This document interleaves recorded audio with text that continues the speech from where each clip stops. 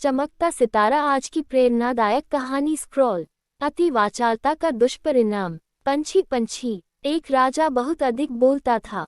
उसका मंत्री विद्वान और हितचिंतक था, इसलिए सोचता रहता था कि राजा को कैसे इस दोष से मुक्त करूं और वह ज्ञान दूं जो कि मनुष्य के हृदय में बहुत गहराई से उतरकर उसके स्वभाव का अंग बन जाता है।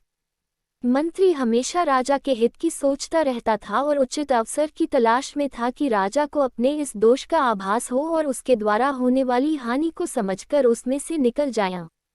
एक दिन की बात है, राजा मंत्री के साथ उद्यान में घूमते हुए एक शिला पर बैठ गया। शिला के ऊपर एक छायादार पेड़ था। उस आम के पेड़ पर कौवे का एक घोंसला था। उसमें काली कोयल अपना अंडा रख गई। कोयल अपना घोंसला नहीं बनाती, वरन कौवे के घोंसले में ही अंडा रख देती है। कौवी उस अंडे को अपना समझकर पालती रहती है। आगे चलकर उसमें से कोयल का बच्चा निकला। कौवी उसे अपना पुत्र समझकर चोंच से चुपगाला उसे पालती थी। कोयल के बच्चे ने असमय, जबकि उसके पर भी नहीं निकले थे, कोयल की आवाज की। कौवी ने सोचा, यह अभी विचित्र आवाज करता है, बड़ा होने पर क्या करेगा।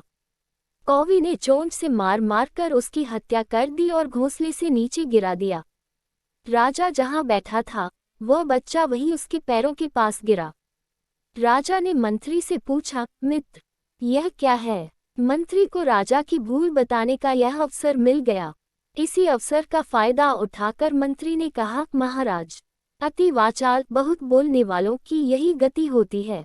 पूछने पर मंत्री ने पूरी बात राजा को समझाकर बताई कि कैसे ये बच्चा असमय आवाज करने से नीचे गिरा और मृत्यु को प्राप्त हुआ। यदि यह चुप रहता तो यथा समय घोंसले से उड़ जाता। इतना कहकर मंत्री ने राजा को मौका देखकर उसकी वाचालता दूर करने के लिए यह प्रत्यक्ष उदाहरण बताकर नीति बताई।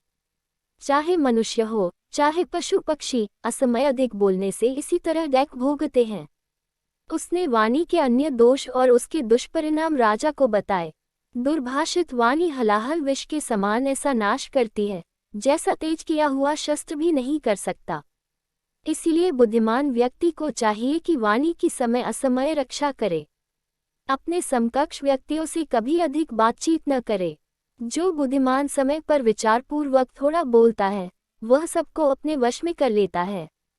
बुद्धिमान और प्रज्ञावान मंत्री की बात सुनकर राजा अति वाचालता के दोष को दूर कर मितभाषी हो गया और सुखपूर्वक राज्य करने लगा।